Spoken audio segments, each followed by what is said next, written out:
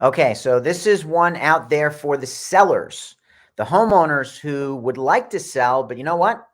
In this crazy low inventory market, you don't know where to go. So we've got some answers for you that I think will help a great deal. So number one, learn these 5 words, and your agent should know them as well.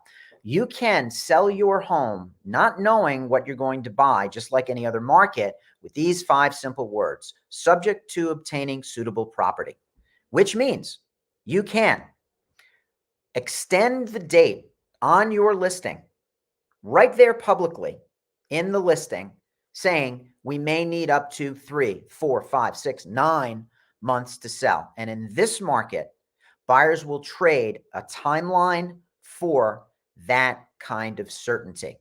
So, subject to obtaining suitable property, and you want to put those very words right in the listing. I think I'm doing that correctly.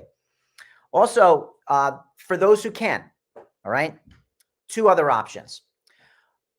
I know moving sucks. Sell first. Sell first. And if you can, get interim housing. Now, again, I don't like moving. I just moved recently into my house. Long story, extended family, happy stuff. But man, living in boxes, no fun. But you know what?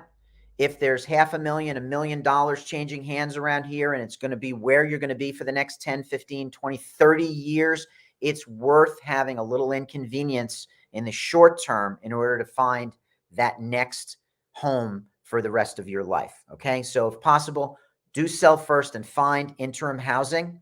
And lastly, and this is for those who can also, if you can afford to, buy first before you even put a house on the market. There are people out there, and you know who you are. You can pay cash. You can also pay a couple, or risk paying a couple of mortgage payments, double payments. And you may end up actually saving money in the long run, because instead of compensating for a contingency on the sale of your home, which would, mean a larger bid, a couple extra mortgage payments on your end, and you might actually negotiate better terms on your purchase. So if you can afford to, buy first. And if you qualify for financing with 2 mortgages, and you might risk having a mortgage payment or 2, and you might not, by the way, because in this market, you may end up selling very, very quickly and maybe only have 0 or maybe 1 extra mortgage payment. Okay. So for all of these conversations, you need to talk to a good professional agent who you have hired in writing to be your fiduciary, to give you the best advice on the largest transaction of most people's lives.